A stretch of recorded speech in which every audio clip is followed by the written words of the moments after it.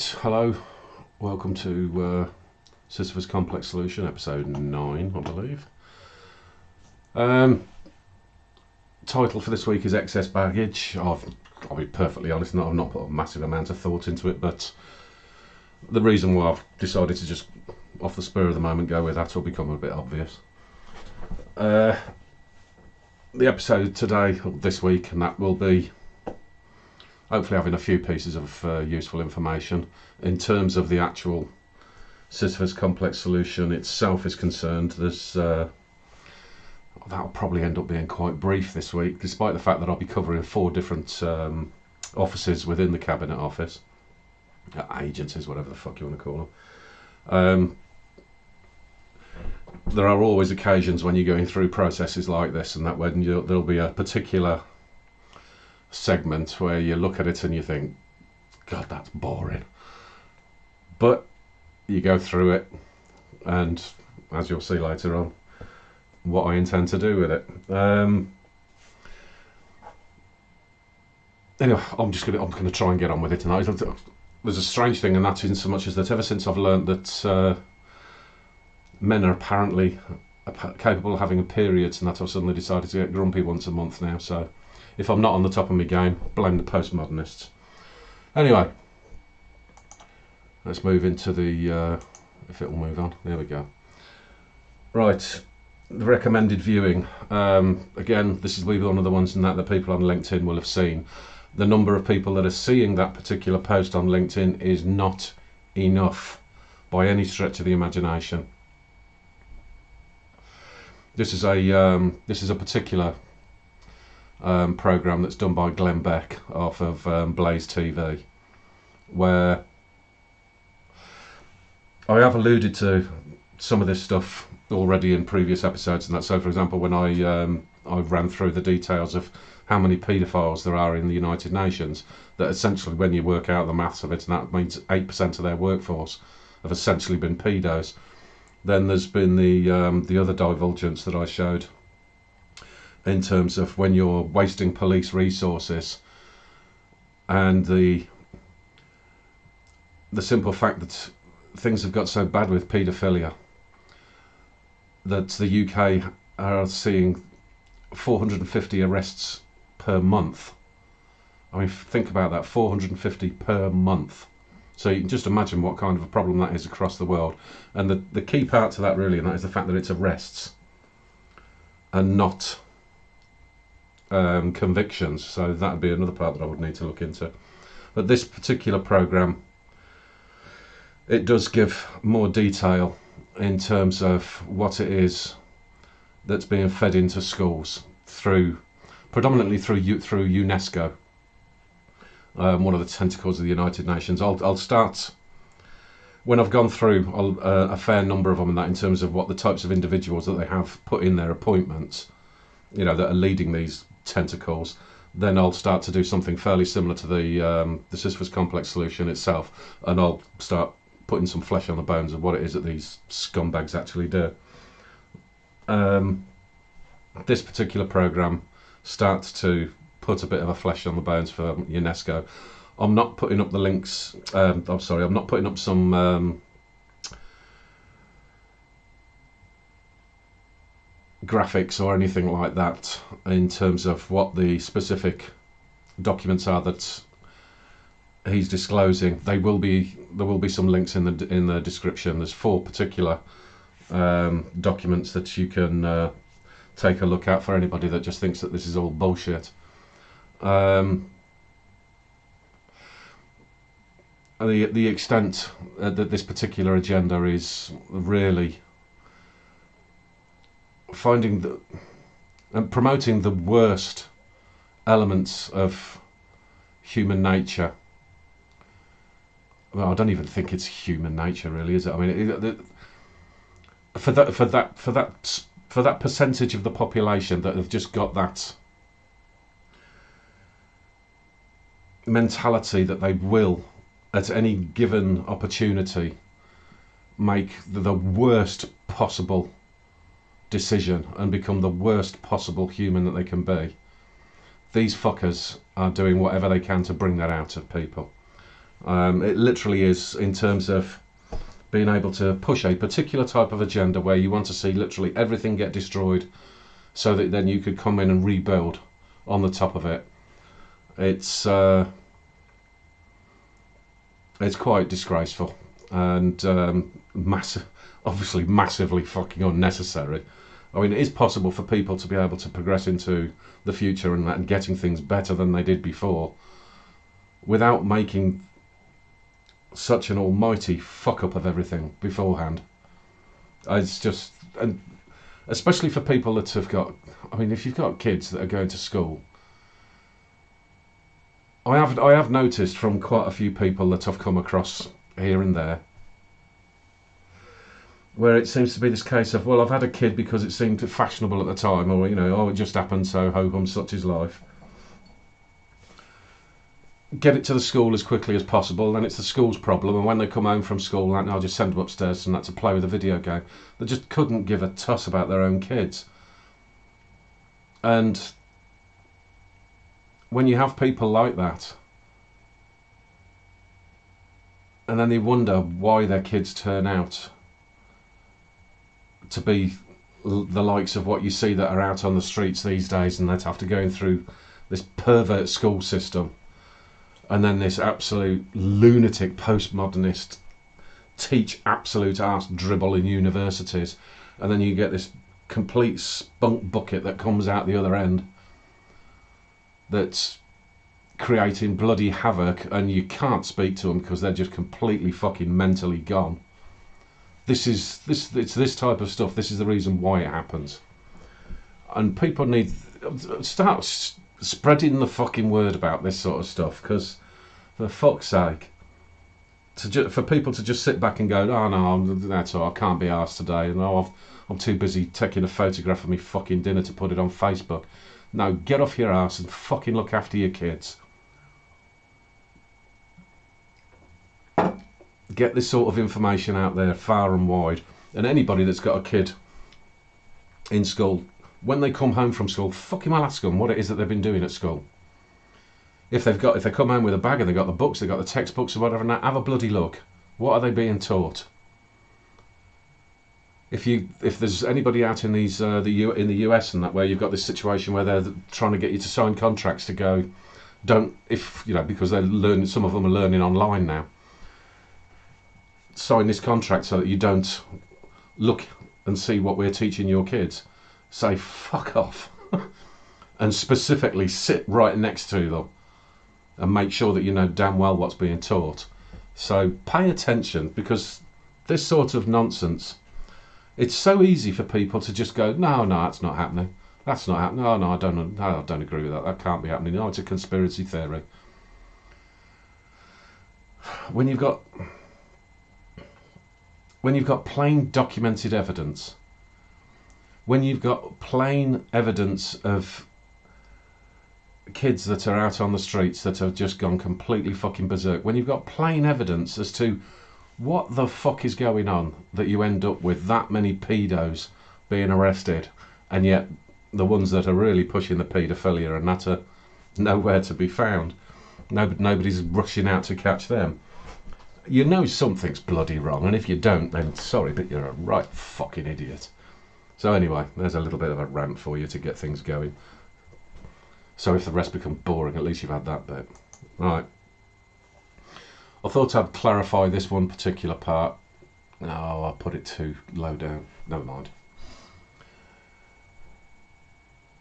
You'll see the green bit that I'm covering it up, and that you've got the GTF, which means get the fuck, and then on the rest of it, it means on with it and stop whining. So that fills in the blank of what that is.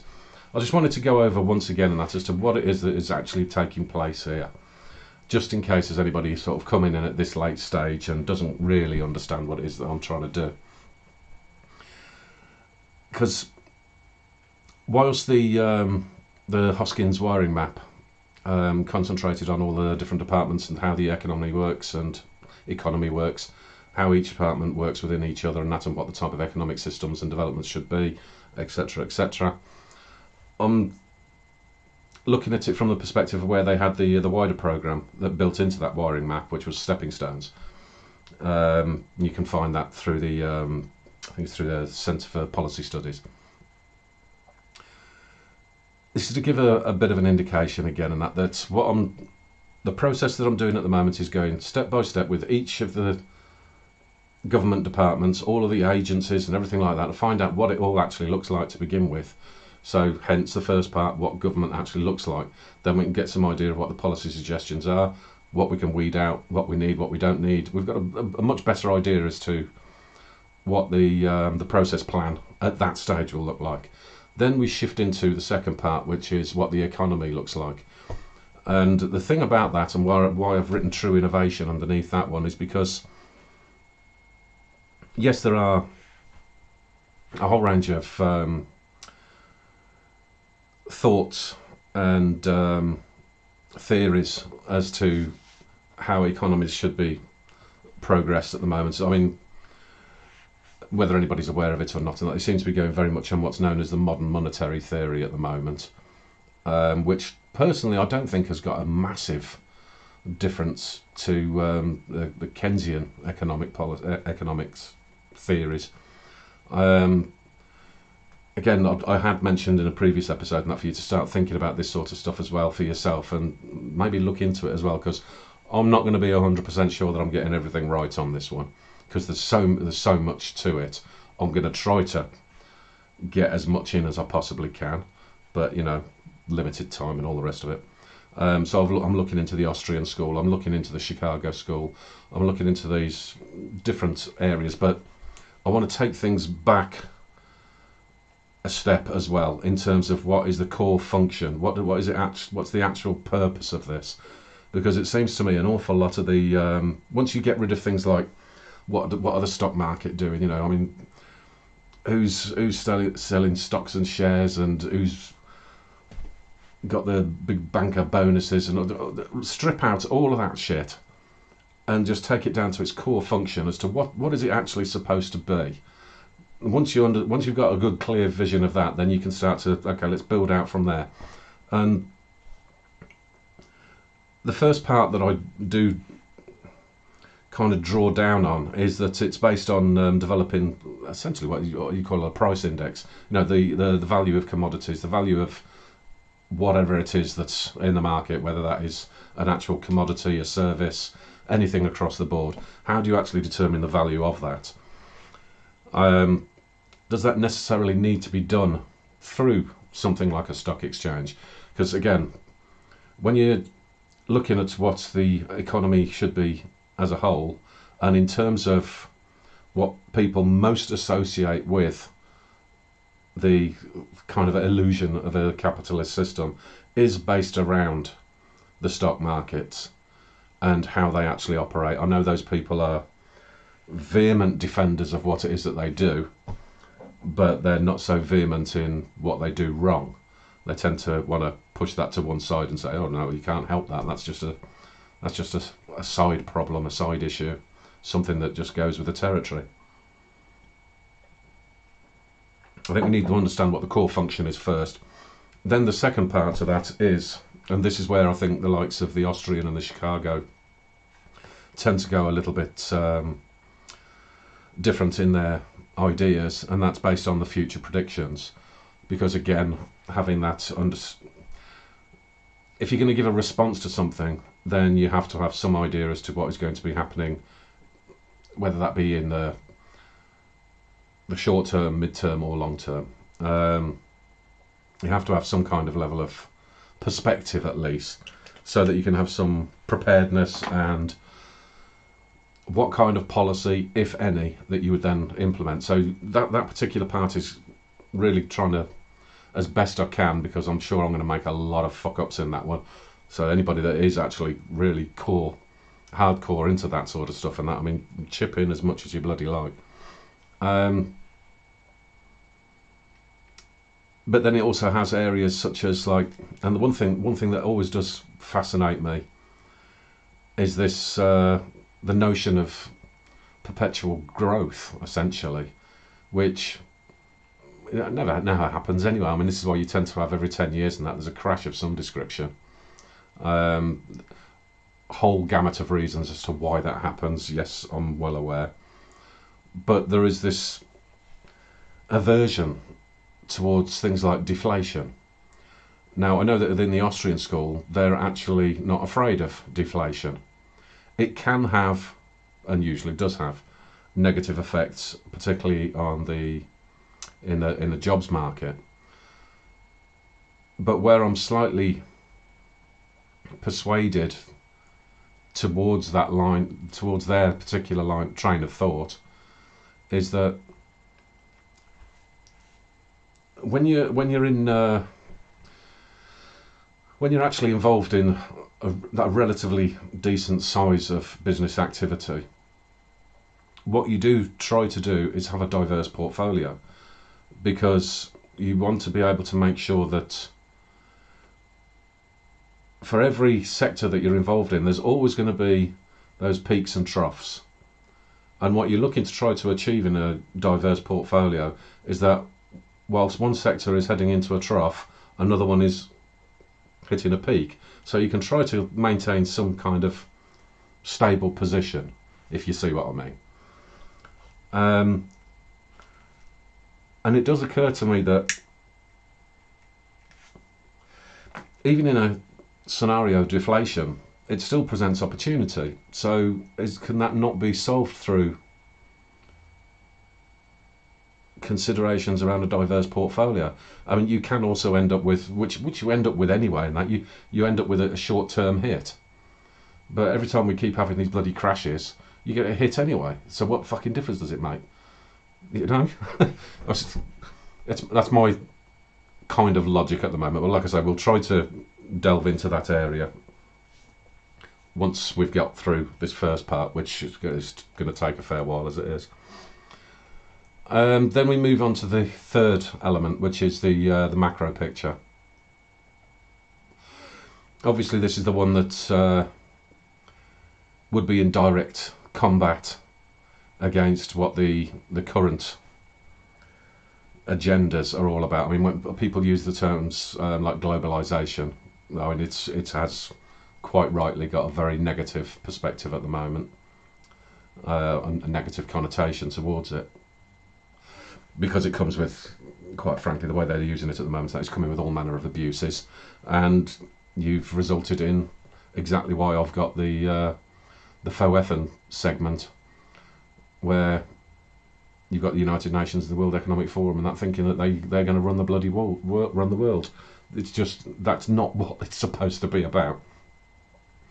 But then at the same time, I don't necessarily agree with this perspective of, say, for example, like the European Union, having these sort of like growing into these super states and all this sort of nonsense. I don't see the point in that. I don't understand why we can't just have nations working together with other nations in the areas that are of mutual benefit. And it really should not be as difficult as it is always made out to be, and that in order to give a bunch of fucking useless individuals jobs doing absolutely sod all of any value to anyone. I think an awful lot of that, I mean, so essentially, in the ideal world, I mean, everybody's got the idealistic utopian vision. If each country was running through a process similar to this, and then reached that particular stage, then we could all sit back and go, well, okay, well, at the moment I'm doing this. I'm a little bit short on that particular thing there. I haven't quite got enough of this particular resource. I don't have access to these minerals. You do. So let's put a little bit of a deal together, and that's how we can all end up getting what we all need. Like I say, utopia. Unlikely as hell, but there you go. But it's giving you a bit of a perspective as to, I suppose in many ways, it's having go through the first process, you understand what your real position is in the world. You know, especially for the UK, get a bit of fucking reality check as to what size you actually are and what you can actually do, and then look towards who your real partners could be. Similar applies to almost any country, really. And I think with that type of perspective as well, and that we would end up with a much wider understanding as to how other nation states should be left to their own devices, make their own decisions. You know, you run through this process and that, and you come up with your own plan. And then you just simply say, oh, okay, based on my plan, this is the part of how I can contribute to the world. And you don't have to pull down everything to do with your own nation state. You can be an independent nation state and work within the globe at the same time. So it's not really much more complicated than that, he said glibly. But then you move forward into, once you've got that full understanding, then you can look towards developing your proper wiring map as to how that all collates together correctly, and with all of the lessons learned that you'll have as well, and what kind of levers that you'll have within, particularly within the economy, and the potential shifts of the department, and how that would have an. I would move it further, and that's what's going to be the effect on the general population as well. So set up this kind of wiring diagram map. So that takes us forward to bringing the Hoskyns wiring map up to date. And then, as I said at the beginning, the green part there that just says then get the fuck on with it and stop whining. Because, like I say, you'd be going, right, what are the actual problems? Find out the details, end up with a solution, instead of just constantly everybody sitting there screaming and shouting about things that they know fuck all about. So, that's a bit of a recap as to what I'm doing. Why I'm doing this in episode 9, who cares? Right, so, here's the boring part. And this is about, this is taking us into the Sisyphus complex solution, the stage 1. And the elements of the cabinet office, where I'm doing 4 of the offices, agencies, whatever. And I'm lumping them a lot together today because Gordon Bennett. Right, so this first segment, as you can see, the Advisory Committee on Business Appointments, the Commissioner for Public Appointments, and the Civil Service Commission. As I state by the side of it, all glorified HR departments. I mean, the budget total that I've got there, which I'm covered up, is 2,161,000. I'm going to have to learn to judge where my fucking ugly mug goes on these things. But anyway, that's what the budget is with that. And those numbers are a little bit, I suppose it would require an even deeper dive than I've already done, because again, it's one of these areas where transparency is not what it should be. I've managed to estimate it as best I can. Again, I've put up the links to the documents that give the background as to where I'm getting my figures from. Some of it is reporting in a very belated fashion, put it that way. So they're not what you would expect from a department is not being fulfilled, but then, you know, that is one of the policies that I've put in before anyway. But what it is these people actually do, I mean, it's just that it's the usual guff. I've put the graphics at the top there, and that, you know, it's all this fucking diversity bollocks again. And oh look, we've got 53% of women. Well, considering you're turning around and saying you want everything to be equal, and that it shouldn't be 53%, should it? If it's supposed to look like what the population does, you got too many women. Same with what they call BAME now. Just fucking ethnic minorities, for Christ's sake. 19%. Then you got too many of them, haven't you? If going by your standards, you know. Me, I wouldn't give a flying fuck about how many of any of whatever it is. It's who can do what job properly. But quite frankly, in these particular departments, I don't think anybody can do anything properly because they're just not bloody necessary. There is a particular part that's, or a couple of particular parts that I've picked out to highlight here, which is the declared party affiliations. And as you'll see, there's the, oh, here we go again. I keep doing it. Right, there. Over that side. It's all on the wrong side for me, this. But anyway, you'll notice the larger red box, which means that a lot of the people that are in these positions affiliate largely with the Labour Party. Now that is something that is the remnants, because I mean that's actually gone down a bit, and that's even after 10 years of the Conservative Party, which just goes to show what a bunch of blue fucking socialists they are in reality.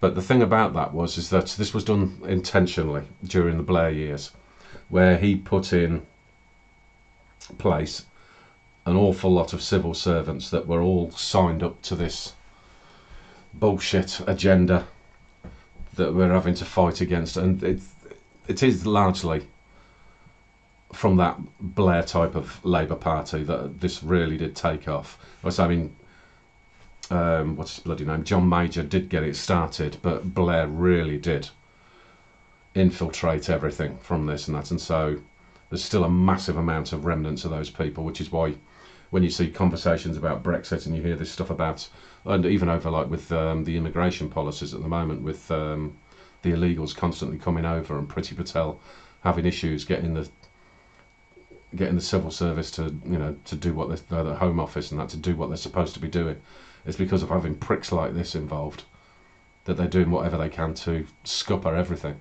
and make a mess of it, because it all goes against their agenda. So root and branch getting rid of those people would be a high priority.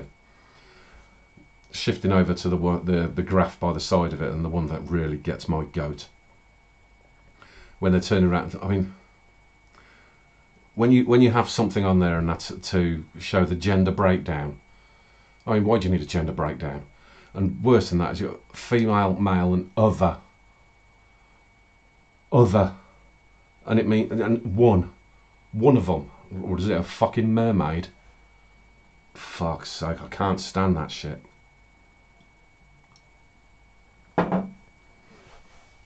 If you have, at a later date, as a proper adult, and after having the proper medical processes of making sure that you're fucking right in the head, if you do end up with one of those situations where there is some kind of operation to turn you from a male to a female or the other way around, right, if that's the way that you want to do things, then right, okay, you were a male, now you're a female. End of story. There is no other about that. Just list it in those two terms and that, and keep it the way that it fucking well should be. If you must have this sort of thing going on, there is no other.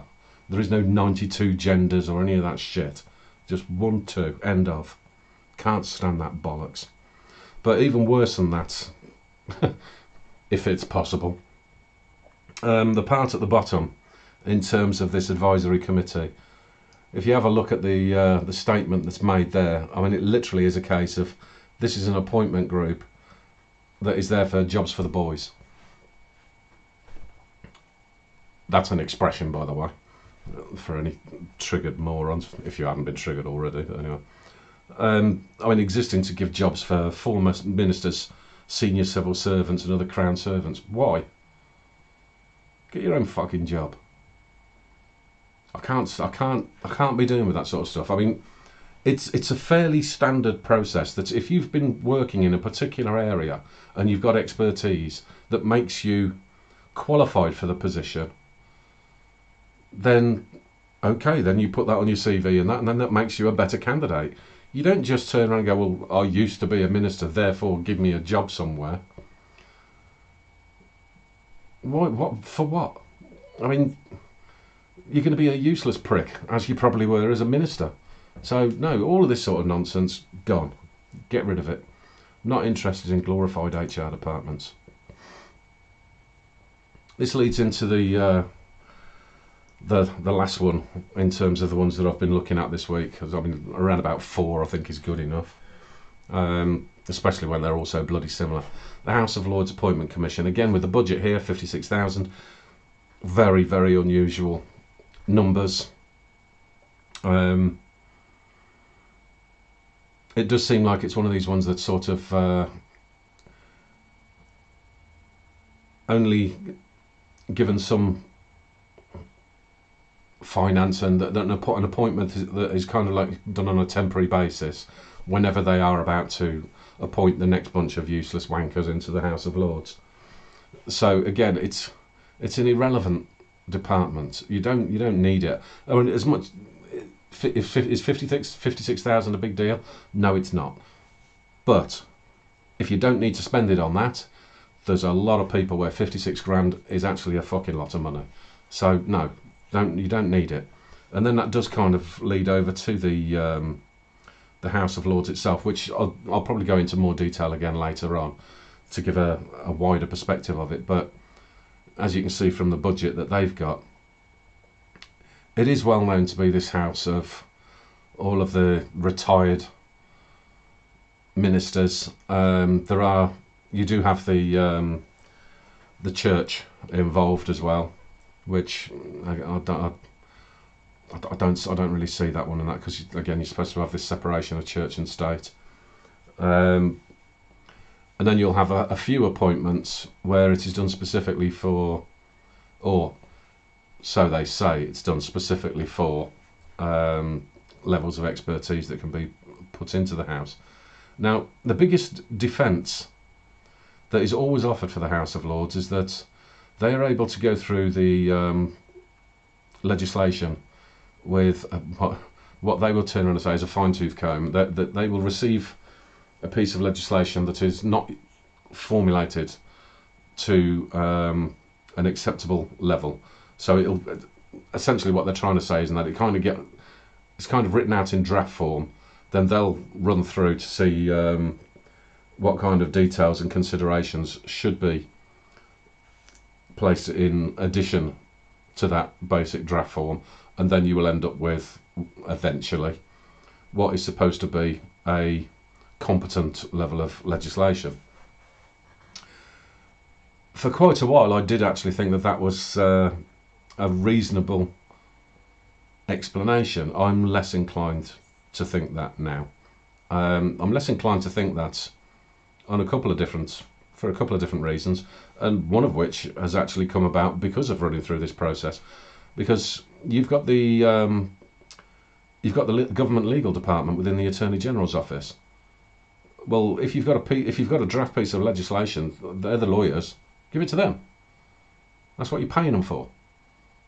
You don't need to hand it off to another bunch of unelected in the second chamber. Again, have a look at your own country and that. What kind of, do you have a second chamber? Are they elected or unelected? How does that work? What are the relationships there? And that's something that you look at as a kind of an add-on to the overall picture of what government looks like. But I also have a bit of a notion around the House of Lords where I think there is a better way of doing it. And if you think back to when I've spoken about think tanks and those organisations that have access through the consultant lobbyists and so forth. Now, what I'd suggested previously was that maybe there should be a method for those think tanks to be able to have access to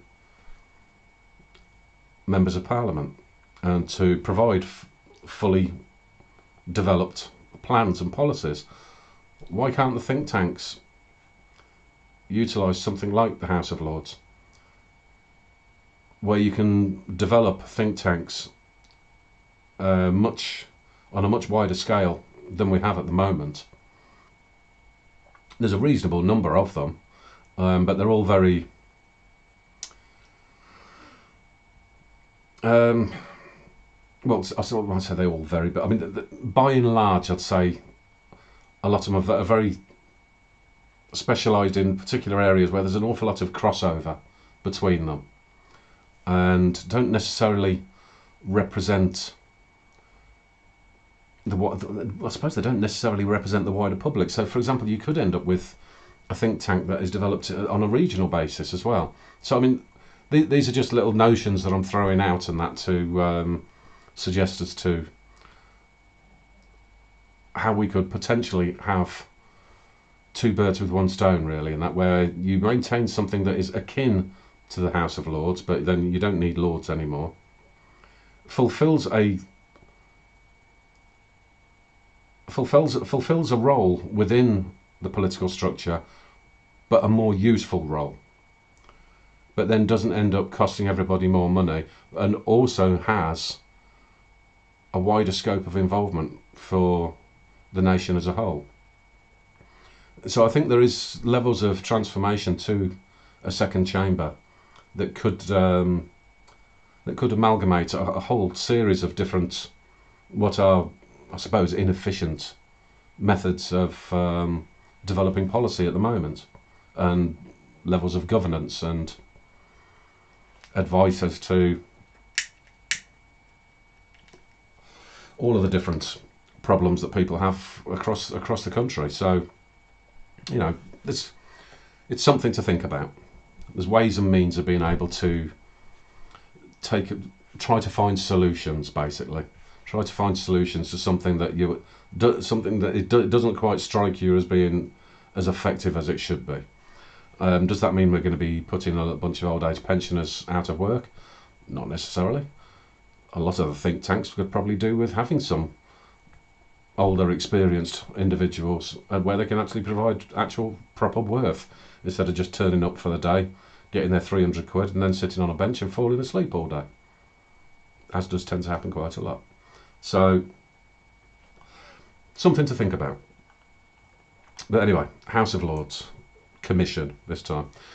I'll give this is the update as to the savings, because I am looking to, this is the subtotal for the departments that I've looked at so far under the Cabinet Office, and how much money the Cabinet Office is spending. So it's not gone up by a dramatic amount, but it's a couple of million nevertheless. So that gives the running total as we're going at the moment. It's the next part. Yeah, there you go. There's the cumulative saving. That's where I had the addition to abolish all 4 of those departments on account of the fact that I don't see the point in having a whole bunch of offices that are effectively just glorified HR departments. It makes no sense to me. If you agree, disagree, say so. Okay? I mean, the one thing I am finding so far, and that is that generally speaking, when I'm putting this stuff out, I mean, obviously in that the numbers of people watching this at the moment, and that I could probably fit in one fucking hand, but you don't have to watch this and go, right, okay, this is what Paul has said, and therefore this is what the model is going to look like. I'm open to somebody to tell me, right, this particular department we leave, and here's the reason why. This is how it can be made better. This is what, if you've come up with this particular solution, that would solve the problem of that department, so therefore that department can stay. I don't care what the explanation is. That's up to you. Provide some feedback. And again, I'm interested to know how things work with other countries as well. That all helps to go towards the third phase of the macro picture. So, I don't know how long I've been going on for. Anyway. Fuck off! Who you think you are, you cheeky fucking twat!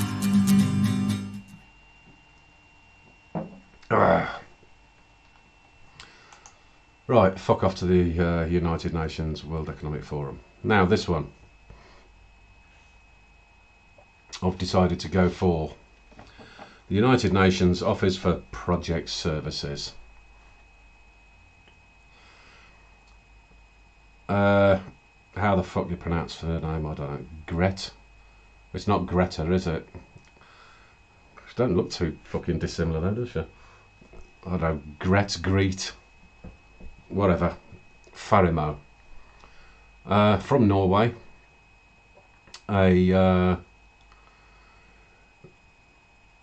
Took a little bit of digging as to comprehending what the actual proper background is for this woman, and yes, you will notice there is a controversial picture down by the side there.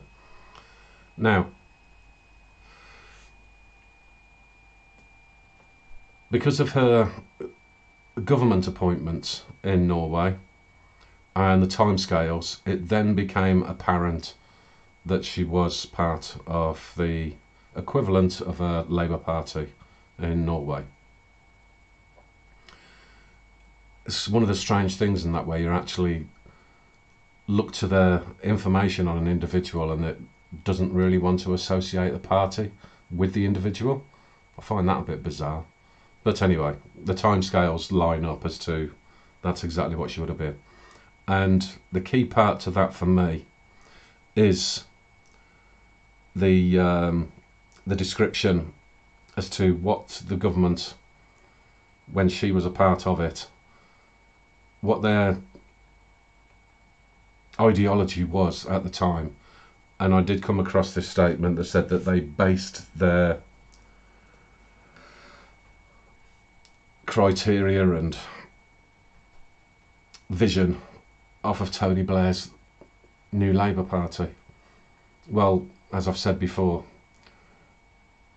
because Tony Blair was the one that was really, really responsible for, I mean, a lot of this stuff that you see in, when, let's say for example, when we look at this, when people talk about this long march through the universities and all this sort of stuff, and having these weird fucking postmodernist dipshits and that, and all the socialists and communists and everything, all of the people that are causing all of the problems that you see today are a direct result of what the likes of Tony Blair did in the UK. This woman, therefore, being in part of a government in Norway that took that very same mindset into Norway, and quite obviously is along with all of this shit, otherwise she wouldn't be taking up a fucking position with the United Nations. So it just goes to show the level of complicity, how far back it goes, and who were the ones that have actually orchestrated a lot of this shit. So there is the bit also at the bottom that where you end up in the usual relationships and that between 2002, 2003 and 2008 that she worked with Microsoft. Well, there's a shock. I have a funny feeling that was during a period and that where there was a lot of some stuff going on in Luxembourg for particular reasons as well. Now, could it be considered a bit of a stretch as to what I'm about to say? Potentially. Would what I'm about to say be accurate? I think so. When you've had the types of policies from this ideology that has brought about this Agenda 2030, as it was then was Agenda 21, and particular when it comes down to the open borders, I mean, taking consideration when you look at the top part, this woman was directly responsible for negotiating the Schengen Agreement in Norway. So there is direct correlation and responsibility for what then happened with, what's his name, Anders Behring Breivik. Again, I'm terrible pronouncing names, but I'm sure everybody remembers Breivik. He's the one that undertook the terrorist attacks out in Norway against what was known as the Workers' Youth League. That was a name, isn't it? And killed 77 of them. Started off in that by letting off a bomb, and then went off to this camp and started shooting people all over the place. And if you're familiar with the subsequent court case and what have you, he was quite clearly A, off his fucking rocker, but B, what would be considered to be far right. They're literally the old Nazi salute, the whole deal. He was doing that. So essentially what's happened there is kind of an indication of, and it's a bit of a warning really, as to a lot of the intentions behind the shit that's been implemented by people like this. Because especially now and that, when you've got all of this, everybody's a racist and every other ism that you can possibly come up with, what you are going to do is create an atmosphere where people like this are going to not only come out of the shadows, but you'll probably create an awful lot more of them that are nowhere near as extreme as this. And I've got the distinct impression that this is done intentionally, because when you're looking towards creating something that you know is sowing the seeds of chaos, and that you know that rather than deliberately set out so that people can see exactly what it is you're doing, you kind of sow those seeds in that so that somebody else performs those actions for you, where you can sit back and go, well, it's nothing to do with me. I didn't do that. Well, yes, you did, because you sowed those fucking seeds in the first place. So she should wipe that fucking smile off her face, and that because of the sort of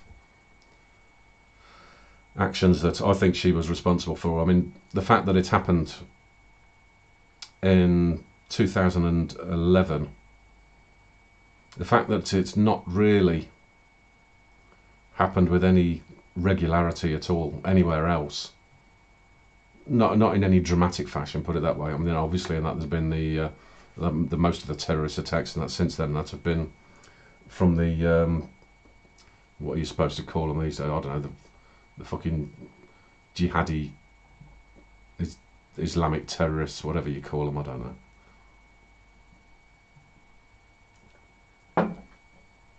This sort of stuff, though, and that is it's going to keep feeding in to that level of division where, if these people have their way, this type of thing will really start to happen more and more, and potentially to exceptionally dangerous levels. Obviously, the US, I think, is going to be prime target for that, because they really do not like the fact that Trump was elected, because that scuppered a lot of their plans. The reason why you know that is because, as I've demonstrated in, I think in episode 1, it literally states it in their documentation. We do not like the fact that he was elected, therefore we are pushing the button and we're starting the Great Reset. Simple as that. So that's why you're seeing such a mad increase of all of these lunatic ideas all coming out at once. It's literally just to drive everybody up the fucking wall, so that there will be a lot of attacks along these lines. I personally think that this is being done deliberately, and this is an example, in that one example in Norway, that obviously kicked off in advance of what they were intending. I mean, I suppose you could say in the UK there was the one incident, and that with that fella that shouted, I think he shouted, or he claimed that he shouted, Britain first, and then killed that Labour politician, Cox, I think her name was. So I suppose that would be another example, not as extreme as this, but another example nonetheless. But like I say, the more this sort of shit is shoveled down people's throats, the more likely you're going to see this kind of incidents. And you really do need to pay attention to this sort of stuff. So as far as I'm concerned, and that, I thought I'd highlight her, because prime example of the sort of shit that these people do and the results of it. So yeah, fuck off to her. Right, into the World Economic Forum. ABB is the next member, and basically it's exactly what you'd expect from a World Economic Forum member. Corruption, bribery. Mexico, Iraq, bloody, and in the UK as well. I mean, I only really came across ABB in a minor level, maybe about 4 4 or 5 years ago in relation to chargers for electric vehicles, where it's, oh, you know, we can do this and we can do that and we're the best at this and we're the best at that. And so, yeah, of course you are. Yeah, they're basically the best at being able to build somebody else's technology. Yeah.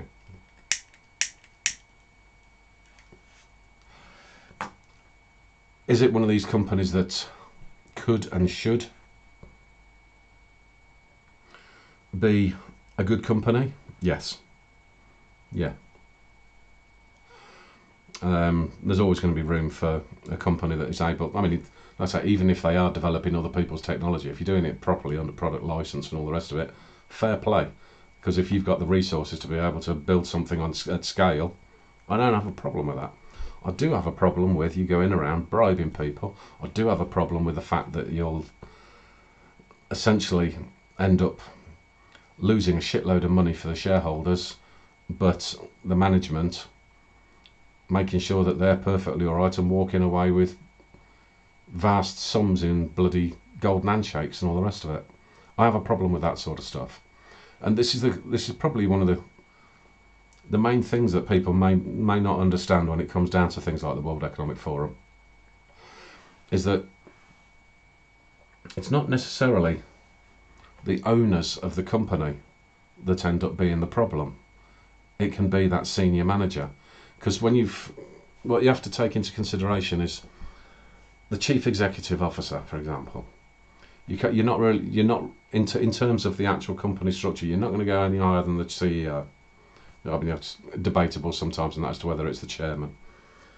But they're still a fucking employee. They don't own the company. They're just an employee. They're an employee with a massive ego, but they're an employee nonetheless. And it's those types of people that are the ones that are flying off to attend these World Economic Forum meetings. They're the ones that are listening to all of this bullshit and basically just going, oh, well, you know, am I going to get money out of it? If so, yeah, great. So it really is a case of, you know, I mean, it kind of goes back to that scenario of what the economy looks like, because when you come down to things like the stock exchange, and you'll have companies like this, for example, that are listed, and the number of people that are actually the owners as such, so all of the different shareholders, I dare say a vast majority of the actual shareholders in a lot of companies haven't got a clue of any of this sort of stuff that's going on. Now, is it their responsibility to get a clue? Yes and no. But then that's the problem of how that is structured, because a lot of these people will be like having money in pension funds. So the actual investor is like an old age pensioner sat at home. The fund manager is the one making the investment for a collective. And does the fund manager give a shit what's going on, apart from whether it's making money or not? No, he doesn't. So again, there's certain levels of, it's that removal of responsibility on the corporate side, where you literally then end up with a case of a couple of people at the top, not necessarily in the companies themselves. I'm talking about the likes of the Rockefellers and the Rothschilds, those types of people, the Soroses. They're the ones that are, and the Gateses obviously, those type of people and that are turning up to this World Economic Forum thinking that they rule the fucking world. And you'll have a CEO employee of an organisation turning up to this and just sort of doing their bidding, basically, if you see what I mean. So where an awful lot of the issues take place within these companies, we also have to be a little bit careful as to who it is that we're throwing the responsibility at. Okay, so a lot of these companies and that might end up being perfectly good companies. You don't need to everybody sit back and go, okay, we need to pull that company down. They were a member of this, so get rid of them. Because again, you're talking about an awful lot of jobs. It's understanding who the people are that are actually responsible for this shit. And it's assigning the right level of responsibility to those positions, which then, again, will have an impact into how do we include that in the picture around economy, if you see what I mean.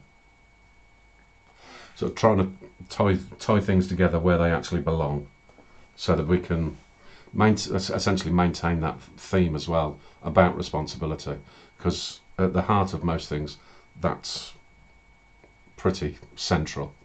So I may have just sort of given a whole load of fucking gobbledygook there, who knows. But hopefully you get a bit of an understanding of what I say. One of these days now, I should actually probably try and write down a script of some description so I'm saying something that is much more structured. But fuck it, I ain't got the time. But anyway, you kind of get what I mean. If you don't, ask a bloody question. So I think that brings us to the end. As per usual, Moirai directory will see us out. Still open for having listings. I've not really put anything up anywhere else specifically about the Moirai directory lately, but yeah, only a limited amount of time that I've got. So chip in where you can, as usual. Have a think about things. Let me know if I'm right on something. Let me know if I'm wrong on something. I don't claim to have all the answers. I'm just trying to put together how that process works, my interpretation of it, and it's there for others to contribute. Okay, so right, I think that's the end of my time of the month for this particular time of the month for this week. It's postmodern world. Anything makes sense, remember. Okay, so thanks very much, and I'll see what I can come up with for you next week. Take care. Bye bye.